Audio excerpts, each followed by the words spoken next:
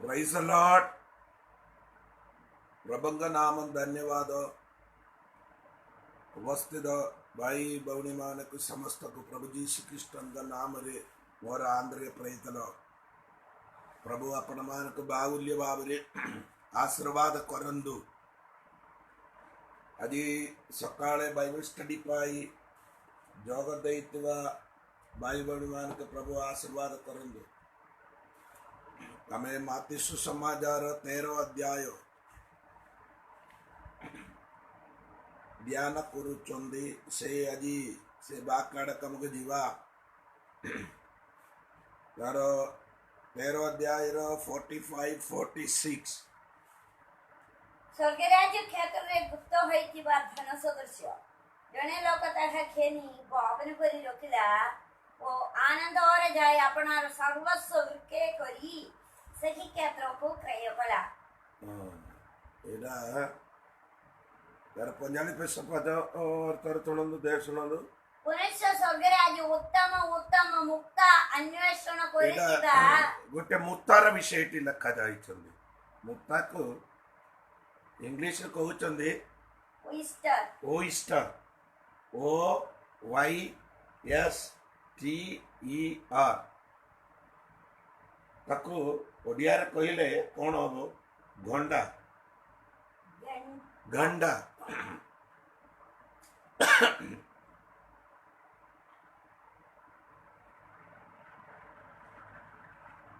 एडा कई लिखा जाए गंडा कौन केमिदी एडा एई जाइछि बोले आपण मान देखो एटा समुद्र भितरे गंडा थिबो गंडा भितरे को कौन हबो छोट छोट बाली गुड़िक पोषिबो पोषिला परे तांगर देहरे से बाली बसी टिके खेदी खेत हबो खेत हवा समय कौन हम ताटारू गोटे जल गोटे जल बाहर जल बारी बारी बारी तार ऊपर पड़ी पड़ी करी अनेक दिन पर आका मुत्ता हेबो एटा समुद्र भितर आका एटा मिली पारंदी एटा जीसु आपण मान को कहबा विषय एटी देखंदो कोन कहउचंदी स्वर्ग राज्य उत्तम उत्तम उत्तम मुक्त अन्वेषण करितिबा जने वणिक सदृश बोली एटी लगा जाय उत्तम उत्तम मुक्त अन्वेषण करितिबा जने बणिग सदृश बुझले कि ये मुक्तार विषय आमे चिंता करबा पाई जीवा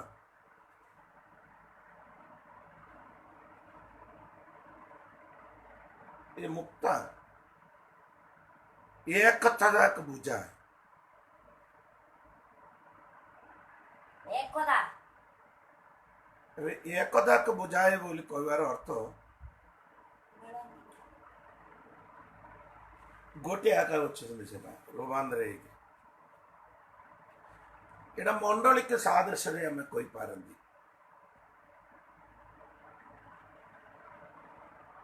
मुक्ता मंडली सादृश अटंती ये मुक्ता केमिति एकता मंडली एकता आवश्यकता रही जाए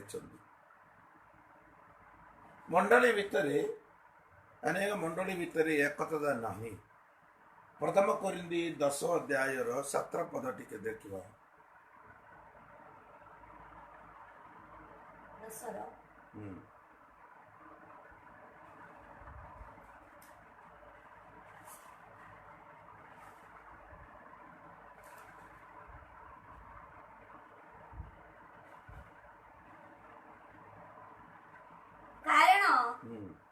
रोटी एक हेबारु हमें माने अनेक हेले हे एक शरीर स्वरूप देखलो हमें माने अनेक रो ए बोले अनेक हे हमें माने अनेक हेले हे एक शरीर स्वरूप एकता बोली कहबार अर्थ को बुझीच मंडली ଆମେ ମାନେ ଅନେକ ହେଲେ ହେ अनेक हेले भी ईश्वर गट्टारे आम माने ଏକ ଶରୀର ସ୍ୱରୂପ एक अटंती किंतु कोरिंथीय मंडली रे से एकता नहीं कारण सेठी आपण मान देखंतु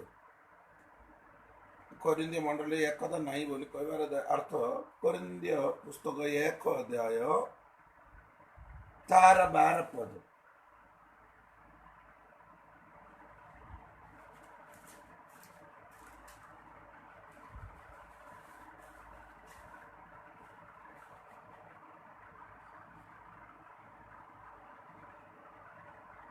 ମୋ କଥାର ଭାବ ଏହି ତୁମେମାନଙ୍କ ମଧ୍ୟରୁ କେହି କେହି କହନ୍ତି ମୁଁ ପୌଲଙ୍କର କେହି କେହି କହନ୍ତି ମୁଁ ଅପୋଲୋଙ୍କର କେହି କେହି କହନ୍ତି ମୁଁ କେଫାଙ୍କର ଆଉ କେହି କେହି କହନ୍ତି ମୁଁ ଖ୍ରୀଷ୍ଟଙ୍କର देखिले ना आपण माने कही कही कहंदी मो पौलंगर और केते जन कहूची कही कही कहंदी ମୁଁ ଅପୋଲୋଙ୍କର मो आपलंगर दूजी କେହି କେହି କହନ୍ତି ମୁଁ କେଫାଙ୍କର केफा बोली कहबाटा पीतरंगर କେହି କେହି କହନ୍ତି ମୁଁ ଖ୍ରୀଷ୍ଟଙ୍କର एला ए मंडली रो भितरे एक कथा नहीं मंडली एबे कोन हे जाय चंदी ଜଣ ଜଣଙ୍କର ହେଇଗଲା दुई भाग चारि भाग हे जाय छि बोले बाम एटा एमिति नहीं मंडली मंडली एक ता भितरे कोन नहीं ଏକତା विवाद नहीं दलभेद नहीं आजिकल मंडली भितर भी केत जनकर जीवन रे दलभेद अच्छा ये दलभेद होता सकाश मंडली नष्ट हो मुक्ता केमिदी अच्छु से ही पूरी मंडली भी एकतारे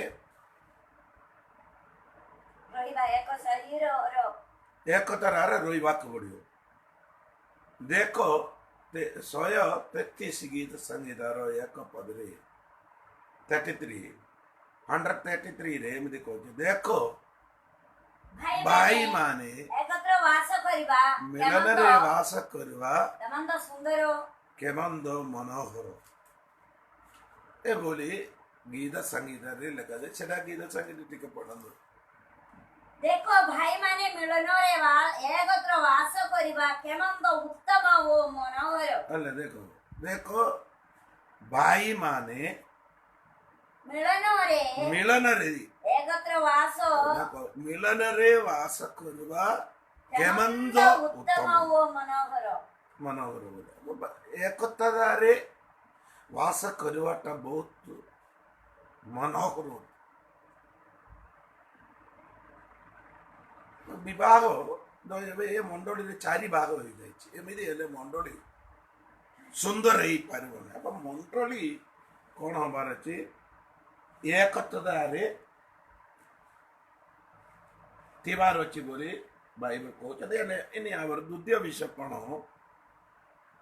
मु कहबाटा मुक्ता केमिदी होउची बोली मु कहले समुद्र रे हेले विराट वर्षा पड़ा समय कौन कर छोट छोट बाली गुड़िक कोसिकी समुद्र आड़े जीव से गंडा गंडा भीतर को जाई सेटा बस बसी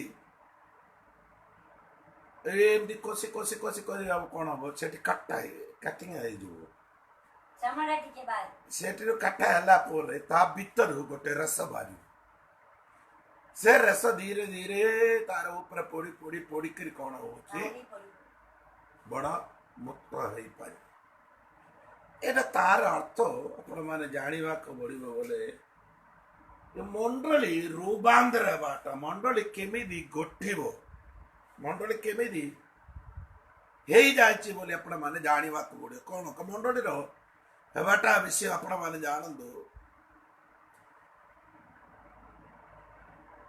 विराट वर्षा बोली कहले पवित्र आत्मा रो वृष्टि पड़िले ପୋଡ଼ିବା ଦ୍ୱାରା କ'ଣ କରୁଛନ୍ତି?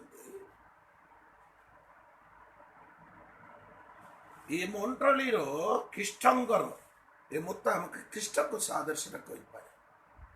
ତାଙ୍କର କ୍ଷତ ବିକ୍ଷତ ଦ୍ୱାରା ରକ୍ତ ବାହାରିବା ଦ୍ୱାରା ମଣ୍ଡଳୀ ଗଠନ ହେଇଯାଇଛି। କାଲଭରି କ୍ରୁସରେ ଯୀଶୁ ମରିବା ଦ୍ୱାରା ଆଦାମର ଆବୁଆ କେମିତି ଗୁପ୍ତରେ ଥିଲା, ତାର 1 ଅଧ୍ୟାୟରେ ପଢିବା ସମୟରେ ଆପଣମାନେ ଜାଣିଛନ୍ତି ଆଦାମକୁ ଉଭୟକୁ ଗୋଟେ ନାମ ଦଉଥିଲେ ଆଦାମ ବୋଲି। ଏମିତି ଦେଇଥିବା ଦ୍ୱାରା ଆଦାମର ଶରୀରରେ ଆବୁଆ ଗୁପ୍ତରେ ଥିଲେ। ସେହି ପ୍ରକାର ପ୍ରଭୁ ଯୀଶୁ ଖ୍ରୀଷ୍ଟଙ୍କର କାଲଭରି ମରଣ ଦ୍ୱାରା କାଲଭରିରେ ତାଙ୍କର କ୍ଷତ ବିକ୍ଷତ ଦ୍ୱାରା ମଣ୍ଡଳୀ ପୃଥିବୀରେ ଗଠନ ହୋଇଗଲା।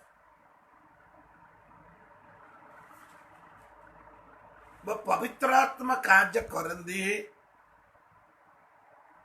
ଈଶ୍ୱରଙ୍କର ବାକ୍ୟ କାର୍ଯ୍ୟ କରିବା ସମୟରେ ଏକ ମନୁଷ୍ୟମାନେ ରୂପାନ୍ତର ପାଆନ୍ତି। ଖାଲି ରୂପାନ୍ତର ପାଇବା ପାଇଁ ଯୀଶୁର ମରଣ ଆବଶ୍ୟକତା ରହିଯାଇଛି। ଯୀଶୁ ସେତେବେଳେ କାଲଭରି କ୍ରୁସରେ କ୍ଷତ ବିକ୍ଷତ ହେଇଥିବା ସକାଶୁ ମଣ୍ଡଳୀ ଗଠନ ହେଇଗଲା। ଏମିତି ଏକ ବାଇବଲ କହୁଛନ୍ତି। ଆପଣମାନେ ଦେଖନ୍ତୁ ଏ ପ୍ରେରିତ ପୁସ୍ତକ 2 ଅଧ୍ୟାୟ କାଶ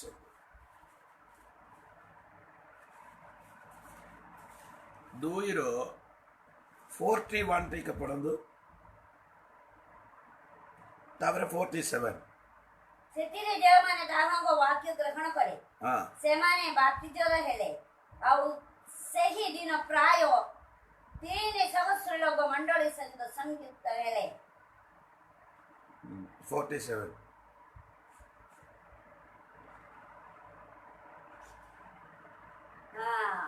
ଭୋଜନବାନ କରି ଈଶ୍ୱରଙ୍କ ପ୍ରଶଂସା କରୁଥିଲେ ଏବଂ ସମସ୍ତ ଲୋକଙ୍କର ପ୍ରିୟ ପାତ୍ର ହେଉଥିଲେ।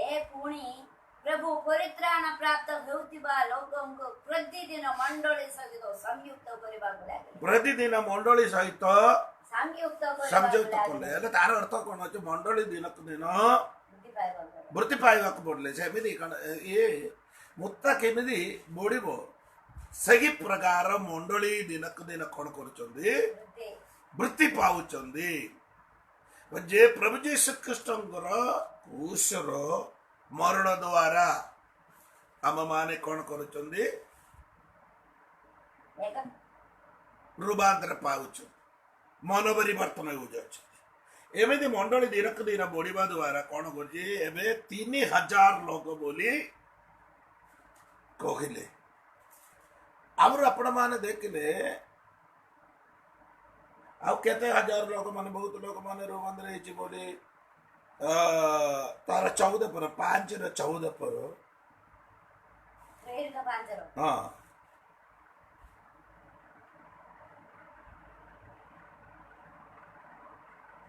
ପ୍ରଶଂସା କରିଥିଲେ। ପୁଣି ଆହୁରି ଅଧିକ ଅନେକ ପୁରୁଷ ଓ ସ୍ତ୍ରୀ ବିଶ୍ୱାସ କରି ପ୍ରଭୁଙ୍କ ସହିତ ସଂଯୁକ୍ତ ହେବାକୁ ଅନେକ ପୁରୁଷ ଓ ସ୍ତ୍ରୀ ବିଶ୍ୱାସ କରି ପ୍ରଭୁଙ୍କର ସହିତ ସମିତ ହେବାକୁ ଲାଗିଲେ ବୋଲି ବାଇବଲ ଲେଖାଯାଇଛି। ଅନେକ ଲୋକ, ଗୋଟେ ଲୋକ ନାହିଁ, ଅନେକ ଲୋକମାନେ ମଣ୍ଡଳୀ ସହିତ ସଂଯୁକ୍ତ ହେଇଯାଇଛି। ଦିନକୁ ଦିନ ଏ ମଣ୍ଡଳୀ ବଢି ଯାଉଛନ୍ତି।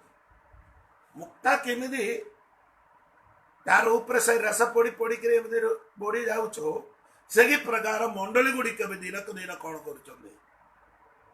ବଢି ଯାଉଛନ୍ତି, ବଢି ଆସୁଛନ୍ତି। ହେଲେ ମଣ୍ଡଳୀ ବୋଲି କହିବାର ଅର୍ଥ ତାକୁ ଗ୍ରୀକରେ ଏକ୍ଲିସିଆ ବୋଲି କହୁଛନ୍ତି। ପ୍ରତ୍ୟେକ ଗୋଟିଏ ଉଦ୍ଦେଶ୍ୟ ପାଇଁ ଆହ୍ୱାନ କରି ବାହାର କାଢିଲେ। ମଣ୍ଡଳୀ କୋଟା ମଣ୍ଡଳୀ ବୋଲି କହିଲେ ପେଣ୍ଟିକୋଷ୍ଟ କି ମଣ୍ଡଳୀ ନାହିଁ, ପେଣ୍ଟିକୋଷ୍ଟ ବୋଲି ଗୋଟେ ପର୍ବ। ଲୁଥରାନିକି ସେଟା ମଣ୍ଡଳୀ ନାହିଁ, ଆରସିଏମକି ସେଟା ମଣ୍ଡଳୀ ନାହିଁ, ବାପ୍ଟିଷ୍ଟ ସେଟା ମଣ୍ଡଳୀ ନାହିଁ, ସେଟା ଗୋଟେ ଦଳ। ବିଭିନ୍ନ ନାମରେ ସେ ଦଳ ଗୁଡ଼ିକୁ ଜାଣିପାରିଛନ୍ତି, କିନ୍ତୁ ଏ ଦଳ ଭିତରେ ମଣ୍ଡଳୀ ଅଛି। ଏ ମଣ୍ଡଳୀ ଈଶ୍ୱରଙ୍କର ମଣ୍ଡଳୀ ବୋଲି କହନ୍ତି ତାକୁ। ଏ ଈଶ୍ୱରଙ୍କର ମଣ୍ଡଳୀ ଦିନକୁ ଦିନ ବଢି ଯାଉଛନ୍ତି। ଏ ମଣ୍ଡଳୀ ଭିତରେ ସଂଯୁକ୍ତ କରିବା ପାଇଁ କଣ ଦରକାର ବୋଲି ଆପଣ ମାନେ କେମିତି ଏମାନେ ସଂଯୁକ୍ତ ହେଇଛି ବୋଲି ଆପଣ ମାନେ ଦେଖନ୍ତୁ। ପ୍ରେରିତ ପୁସ୍ତକ 2 ଅଧ୍ୟାୟର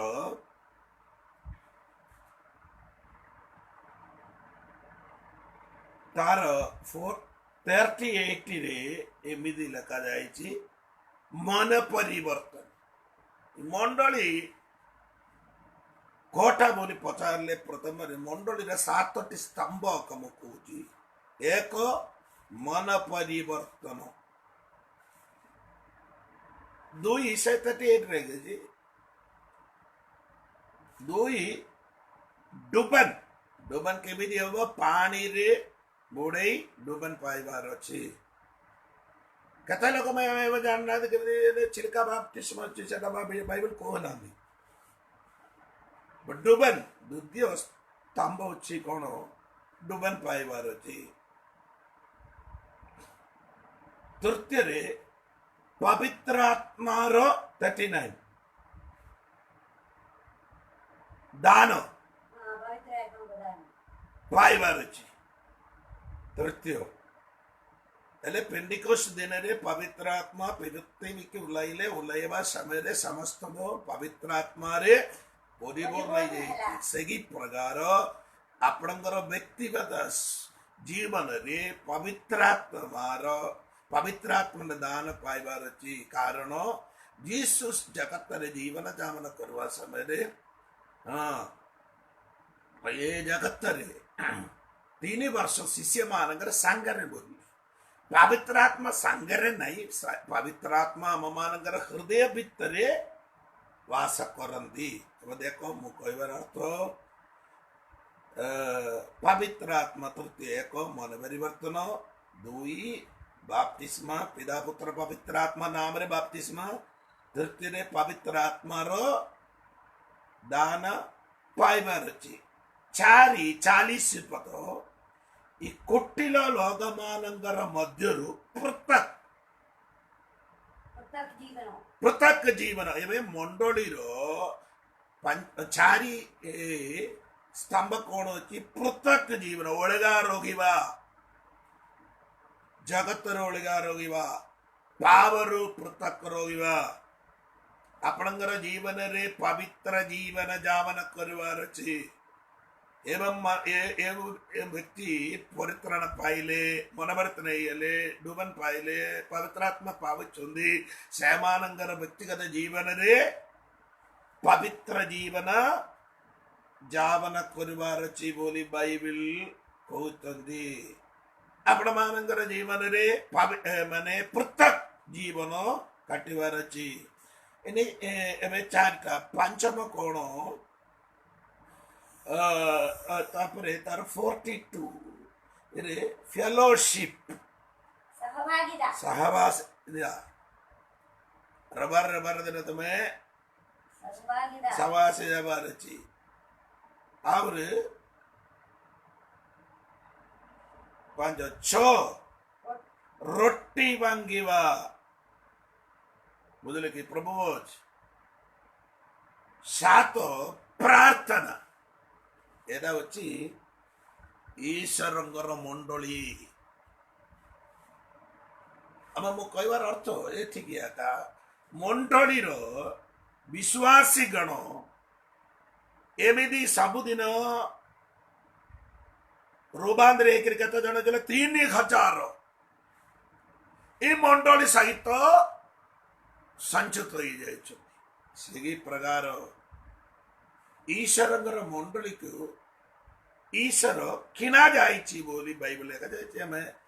ଆମେ ପଢିବା ବାକ୍ୟରେ ଅଛି, ସେଠିକି ଆମେ ଯିବା। ପ୍ରେରିତ ପୁସ୍ତକ 20 ଅଧ୍ୟାୟ ଆସନ୍ତୁ, ତାର 28 ଦେଖନ୍ତୁ।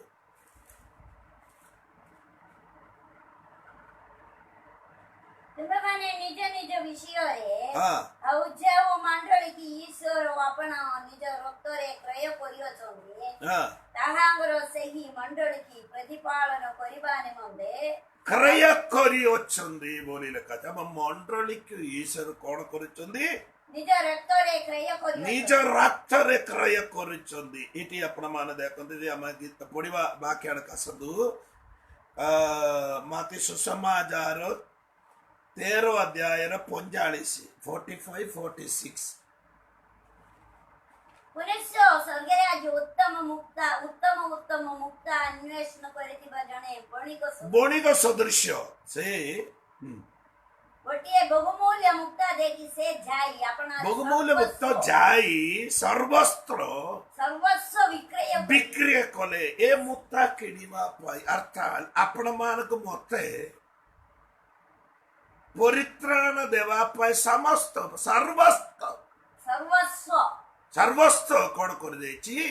ବିକ୍ରୟ କଲେ। ସର୍ବସ୍ୱ ମାନେ ସ୍ୱର୍ଗରେ ସବୁଠାରୁ ବହୁମୂଲ୍ୟ ବସ୍ତୁ ବୋଲି କହିବାଟା ଯୀଶୁ ଆକା। ତାଠାରୁ ବହୁମୂଲ୍ୟ ବିଷୟ କିଛି ନାହିଁ। ସେ ତାକୁ ମୁକ୍ତାକୁ ରକ୍ତ ଦେଇ କିଣାଇଲେ। ଯୀଶୁଙ୍କର ରକ୍ତ, ଯୀଶୁଙ୍କର ମରଣ ଦ୍ୱାରା, ଯୀଶୁଙ୍କର କାଲବାରୀ କ୍ରୁସିରେ ମରଣ ଦ୍ୱାରା, କ୍ଷତ ବିକ୍ଷତ ଦ୍ୱାରା ଆପଣ ମାନଙ୍କୁ ରୂପାନ୍ତର କରିଦେଇକିରି ଯୀଶୁ କଣ କରିଦେଇଛନ୍ତି? ମତେ ଏବଂ ଆପଣ ମାନଙ୍କୁ କିଣିଲେ ବୋଲି ଲେଖାଯାଇଛି।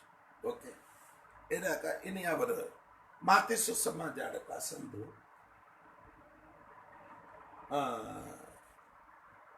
7 ଦୃଷ୍ଟାନ୍ତ ଦେଖିବା। 47-48 ଦେଖନ୍ତୁ, 49 ପର୍ଯ୍ୟନ୍ତ। 47-48 13 ଅଧ୍ୟାୟ ମାତି ସୁସମାଚାର 13 ଅଧ୍ୟାୟ 7 ଦୃଷ୍ଟାନ୍ତ। ସ୍ୱର୍ଗ ରାଜ୍ୟ ସମୁଦ୍ରରେ ନିକ୍ଷିପ୍ତ ସର୍ବପ୍ରକାର ମତ୍ସ୍ୟ ସଂଗ୍ରହକାରୀ ଗୋଟିଏ ଟଣାଜାଳ ସଦୃଶ୍ୟ। ତାହା ପୂର୍ଣ୍ଣ ହୁଅନ୍ତେ ଲୋକେ କୂଳକୁ ଟାଣି ଆଣିଲେ, ପୁଣି ବସି ଭଲ ଯାକ ଖଳାଇରେ ଏକାଠି କରି ରଖିଲେ, କିନ୍ତୁ ମନ୍ଦ ଗୁଡାକ ଫୋପାଡ଼ି ଦେଲେ। ଯୁଗାନ୍ତ ସମୟରେ ସେହିପରି ଘଟିବ।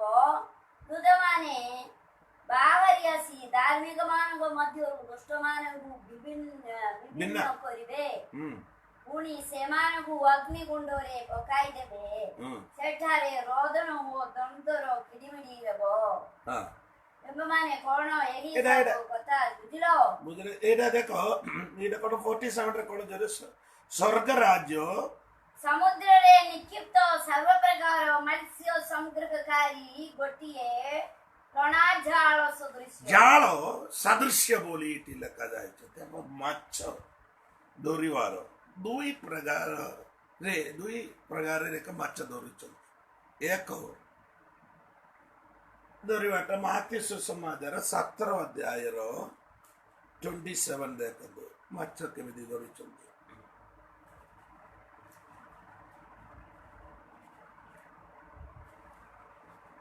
କିନ୍ତୁ ଆମେମାନେ ଯେପରି ସେମାନଙ୍କର ବିଘ୍ନର କାରଣ ନ ହଉ ଏଥିପାଇଁ ସମୁଦ୍ରକୁ ଯାଇ ବନଶୀ ପକାଅ। ସମୁଦ୍ରକୁ ଯାଇ ବନଶୀ ପକାଅ। ବନଶୀ ଦ୍ୱାରା କଣ କରନ୍ତି? ମାଛ ଧରୁଛନ୍ତି। ଏ ବନଶୀ ପକାଇବାଟା ପିତର ଆକା। ପିତର ବନଶୀ ପକେଇକିରି କଣ କରୁଛନ୍ତି? ମାଛ ଧରୁଛନ୍ତି। ହେଲେ ଏ ମାଛ ଭିତରେ ଯାଇଥିବା ଗୋଟିଏ ମାଛ ପାଇଲେ ହେଲା, ଅନସି ପକେଇକି ମାଛ ଧରିଲେ ସେଟା ଟିକେ ପଡନ୍ତୁ ତଳକୁ। ଆଉ ପ୍ରଥମେ ଯେଉଁ ମାଛ ପଡିବ ହଁ ପଡିବ ତାହାକୁ ଧରି ତାହାଙ୍କର ମୁଖକୁ ଠାଇଲେ ହଁ। ଗୋଟିଏ ରୌପ୍ୟ ମୁଦ୍ରା ସେଟା ପାଇବ। ତାର ମୁଖରେ ଗୋଟେ ରୌପ୍ୟ ମୁଦ୍ରା ମୁଦ୍ରା ମାନେ ଟଙ୍ଗା ଅଛି ତାର ମୁଖରେ। ମାଛର ମୁଖରେ ଠାଇଲେ ଟଙ୍ଗା ଅଛି। ଦେଖ ଭାଇ ଭଉଣୀ ମାନେ, ଆମର ବ୍ୟାଙ୍କ ଗୋଟେ ଆନ୍ଧ୍ରା ବ୍ୟାଙ୍କ ନହେଲେ ଷ୍ଟେଟ ବ୍ୟାଙ୍କ ନହେଲେ କାନାଡା ବ୍ୟାଙ୍କ ନହେଲେ ଭିନ୍ନ ଭିନ୍ନ ନହେଲେ ମାନେ ବିଭିନ୍ନ ପ୍ରକାର ବ୍ୟାଙ୍କରେ ଟଙ୍କା ରଖନ୍ତି। ଈଶ୍ୱରଙ୍କର ବ୍ୟାଙ୍କ ମାଛର ମୁଖରେ ଅଛି। ଓଡ଼ିଶାରେ ଅନେକ ମାଛ ଗୁଡ଼ିକର ମୁଖରେ ଟଙ୍କା ଅଛି, କିନ୍ତୁ ଧରିବା ପାଇଁ ପିତର ମାନେ ନାହିଁ। ଏ ମାଛର ଠଙ୍ଗା ଧରିକିରି ବେଶୀ ଦିନ ହେଲା ବୁଲୁଛନ୍ତି। ଏ ମାଛକୁ ଧରିବା ପାଇଁ ଆଜିକାଲି ଭିତର ମାନେ ଉଠିଲେ ଭଲ ଥାନ୍ତା। ଆପଣ ଉଠିକିରି ଏ ମାଛ ଗୁଡ଼ିକକୁ ଧରନ୍ତୁ। ପିତର କେମିତି ଧରିଲେ ସେମିତି ଏମିତି କହିକିରି ଗଲେ ଆମର ବିଷୟ ଅଲଗା ହେଇଯିବ। अब ଏକ ମାଛ ଧରିବାଟା କଣ କରୁଛନ୍ତି? ଜାଳ ପକେଇକିରି ଜାଳ ଏକ ଅନସି ପକେଇକିରି ଧରିବ। ଦୁଇ ମାଛ ଧରିବାଟା କେମିତି ଅଛି ବୋଲେ ଜାଳ ପକେଇକିରି ମାଛ ଧରୁଛନ୍ତି। ଏଟା ବାଇବଲ ଲେଖା ଯାଇଛନ୍ତି। ଦୁଇ ପ୍ରକାର ରୀତିରେ ମାଛ ଧରୁଛନ୍ତି। କିନ୍ତୁ ଏଠି ଆମେ ଏ ବିଷୟରେ ଟିକେ ଚିନ୍ତା କରିବା ଭିତରକର ମାଛ ଧରିବାଟା। ତାପରେ ଆମେ ଇଆଡ଼େ ଆସିବା ଜଗନ୍ନାଥ ସୁସମାଚାର 21 ଅଧ୍ୟାୟ ଆସନ୍ତୁ। ତାର 1-2 ପଦ ପଢନ୍ତୁ।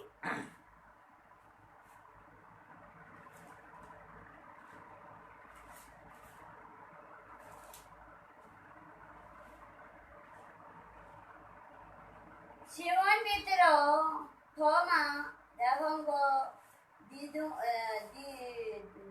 ଦିଦୁମ କହନ୍ତି ଗଲିଲର କାନା ନିବାସୀ ନିଥରିଆଲର ଦେବଦୀଙ୍କ ପୁତ୍ରମାନେ ଓ ତାହାଙ୍କ ଶିଷ୍ୟମାନଙ୍କ ମଧ୍ୟରୁ ଆଉ 2 ଜଣ ଏକତ୍ର ଥିଲେ। ସିମୋନ ପିତର ସେମାନଙ୍କୁ କହିଲେ, ମୁଁ ମାଛ ଧରିବାକୁ ଯାଉଅଛି। ସେମାନେ ତାହାକୁ କହିଲେ, ଆମ୍ଭେମାନେ ମଧ୍ୟ ତୁମ ସଙ୍ଗରେ ଯିବ। ସେମାନେ ବାହାରି ଯାଇ ନୌକାରେ ଚଢ଼ିଲେ। ଏଟା ଦେଖନ୍ତୁ, ଏଇଠି ଘଟଣା ଘଟିଛି କୋଉଠି? ତିବିରିୟସ୍ ସମୁଦ୍ରରେ। ଏ ତିବିରିୟସ୍ ସମୁଦ୍ରକୁ 3ଟା ନାମ ଅଛି। ଗୋଟିଏ ତିବିରିୟସ୍, ତାପରେ ଗଲିଲା, ଆଉ ଗୋଟିଏ ଗେନେସରତ। ଲୁକ ସୁସମାଚାର 5 ଅଧ୍ୟାୟ। ଏ 3ଟି ନାମ ଗୋଟିଏ ସମୁଦ୍ର ନାମ। ଯୀଶୁଖ୍ରୀଷ୍ଟ ମରିଗଲା ପରେ ଏମାନେ ମାଛ ଧରିବା ପାଇଁ ଯାଉଛନ୍ତି। କେତେ ଜଣ? 7 ଜଣ। ବୁଝିଲେ କି? ଏ 7 ଜଣ ମୁଖ୍ୟ ବ୍ୟକ୍ତି ଅଟନ୍ତି ପିତର। ପିତର କହିଲେ, ମୁଁ ମାଛ ଧରିବା ପାଇଁ ଯାଉଛନ୍ତି ବୋଲି କହିଲେ। ଯେତେବେଳେ ଆମ୍ଭେମାନେ ଆସୁଛନ୍ତି ବୋଲି କହିକିରି ଏମାନେ ସମସ୍ତ କଣ କରିଲେ? 7 ଜଣ ମାଛ ଧରିବା ପାଇଁ ବାହାରି ପଡିଲେ। ବୁଝିଲେ କି ନାହିଁ? ମାଛ ଧରିବା ପାଇଁ ଏମାନେ ବାହାରିଲେ 7 ଜଣ।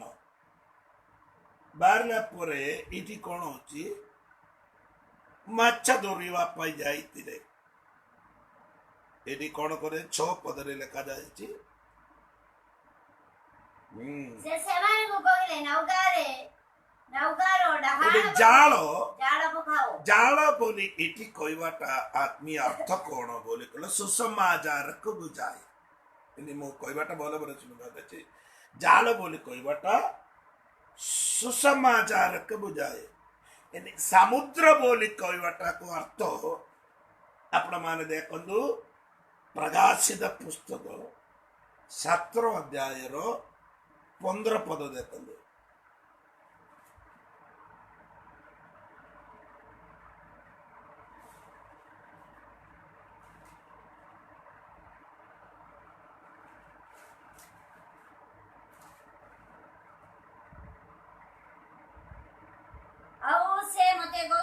ହେଉ ଜଳରାଶି ନିକଟରେ ତମେ ଏସିଆକୁ ଭୂଇଷ୍ଠ ଥିବାର ଦେଖିଲ।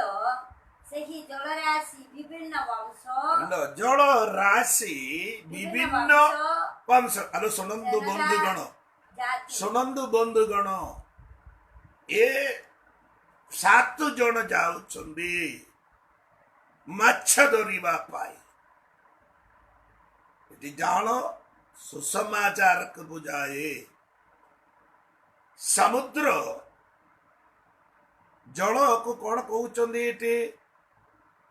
ବଂଶ ବିଭିନ୍ନ ବଂଶ ସେହି ଜଳରାଶି ହୁଁ, ବିଭିନ୍ନ ବଂଶ ଜନତା ଜାତି ଓ ବିଭିନ୍ନ ବଂଶ ଜନତା ଜାତି ଭାଷାବାଦୀ ଲୋକଙ୍କୁ ହେଲେ ବିଭିନ୍ନ ଜାତିର ଲୋକ ବୋଲି କହନ୍ତୁ। ବିଭିନ୍ନ ଲୋକମାନେ ସୁସମାଚାରର ଜାଳ ତମେ କଣ କରିବାର ଅଛି? ପକାଇବାର ଅଛି। କୋଟି ଲୋକମାନଙ୍କୁ ଧରିବା ପାଇଁ ଆମେ ପଢିବା ବାକି ପାଶରେ ଯିବ ନାହିଁ ତ। ମାତେ ସୁସମାଚାର 13 ଅଧ୍ୟାୟର 47, 48, 49 ବୁଝିଲେ କି ନାଇଁ? ଏ ମାଛ ମନୁଷ୍ୟକୁ ସାଦୃଶ କହୁଛନ୍ତି। ମନୁଷ୍ୟ ମାଛର ସାଦୃଶ କହୁଛନ୍ତି ମନୁଷ୍ୟକୁ। ଏଟା ପିତର ତାଙ୍କର ସାଙ୍ଗରେ ଥିବା 7 ଜଣ ଯାଇକିରି କଣ କରିଦେଲେ? ଜାଳ ପକାଇଲା ବୋଲି ବାଇବଲ ଲେଖା ଯାଇଛ। ଏମାନେ କେବେ ଗଲେ? ରାତ୍ରି ଗଲେ। ବାଇବଲ ଅନୁସାରେ ଏବେ କଣ ଅଛି? ବ୍ୟାଖ୍ୟା କରେ ରାତ୍ରି ଆକା। ଏବେ ବର୍ତ୍ତମାନ ଏ ଯୁଗ ରାତ୍ରି ଆକା କୋଉଠି ଲେଖା ଯାଇଛି? ରୋମେ ପୁସ୍ତକ 13 ଅଧ୍ୟାୟର 12 ପଦର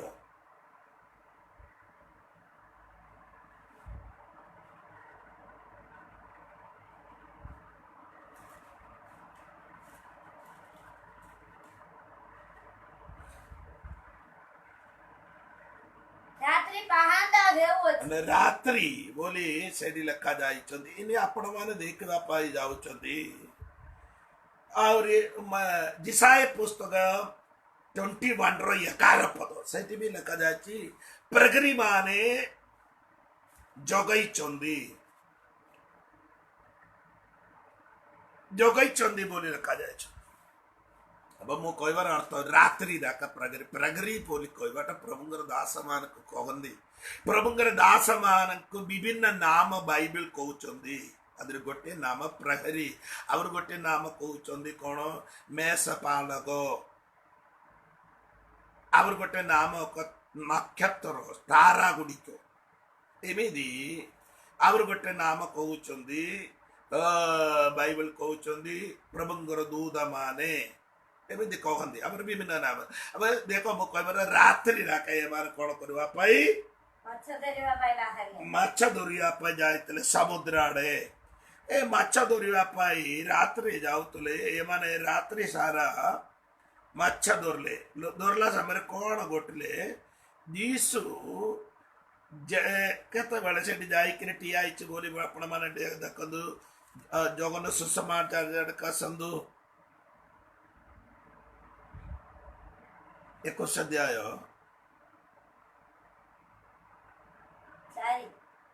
4 पद किंतु बाहांदा हेला उतारे बाहांदा बोली कहबा यीशु उलोरे दिया हेले अले देखो केबे माछ डाकिवार समय माछ जिकिवार समय डाकिवार सॉरी माछ जिकिवार समय जाल जिकिवार समय पागांदिया बोली कहबाटा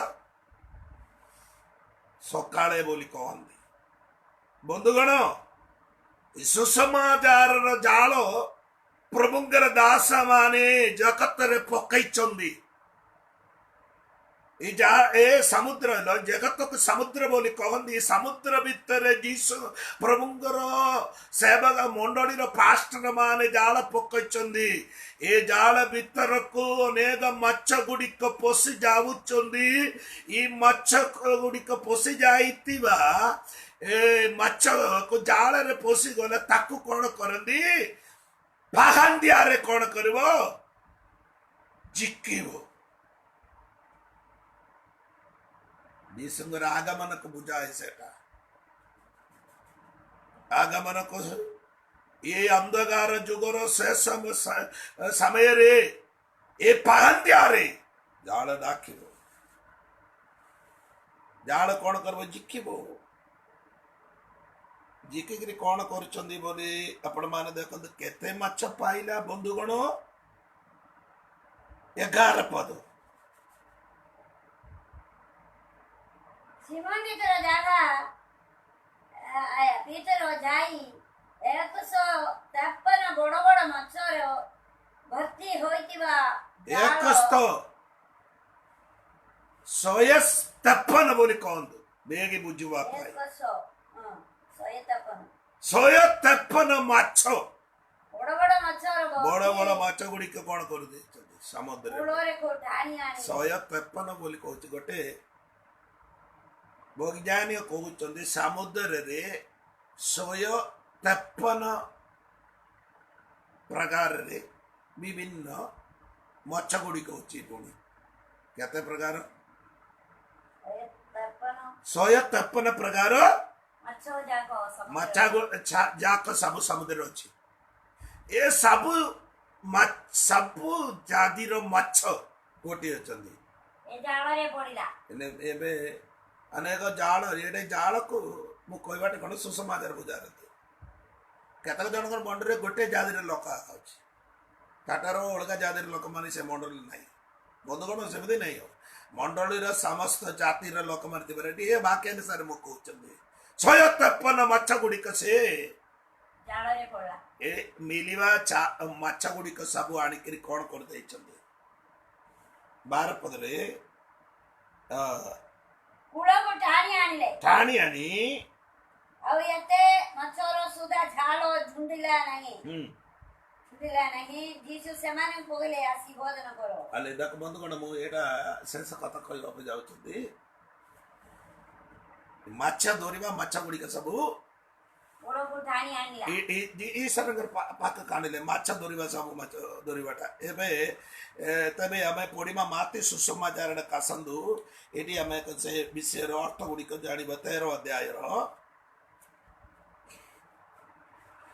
13 କଣ କହୁଛି? ମାଛର ଭିତରେ ଜାଳରେ ଥିବା କଣ କରୁଛନ୍ତି?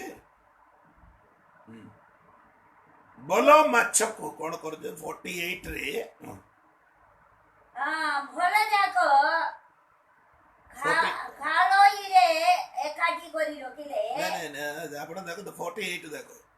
ପୂର୍ଣ୍ଣ ହୁଅନ୍ତେ ଲୋକ କୂଳକୁ ଟାଣି ଆଣି ପୂର୍ଣ୍ଣ ହୁଅନ୍ତେ ଏ ଜାଳରେ ପୂର୍ଣ୍ଣ ହୁଅନ୍ତେ ସୁସମାଚାର ପ୍ରଚାର କରି ସାରା ପୃଥିବୀରେ ପୂର୍ଣ୍ଣ ହେବା ସମୟରେ କୂଳକୁ ଟାଣି ଆଣିଲେ। ଏ ଜାଳକୁ ଟାଣି ଆଣିବ। ସୁସମାଚାର ସମସ୍ତ ସାରା ପୃଥିବୀର ଲୋକମାନଙ୍କର ମଧ୍ୟରେ ଘୋଷଣା କରିବା। ପ୍ରମୁଖ ଦାସ ମାନେ ଟିଭିରେ ମାଧ୍ୟମରେ, ପତ୍ରିକାରେ, ହ୍ୱାଟ୍ସଆପରେ, ଫେସବୁକରେ ବାକ୍ୟ ଘୋଷଣା କରୁଛନ୍ତି। ଅନେକ ଲୋକମାନେ ଜାଳ ପକେଇଛନ୍ତି ସମୁଦାୟ ପୃଥିବୀ ଭିତରେ। ଏଡେ ଏ ପୃଥିବୀରେ ଜାଳ ପକେଇଲା ସମୟରେ କଣ ହବନ୍ତି? 48ରେ ପୂର୍ଣ୍ଣ ହୁଅନ୍ତେ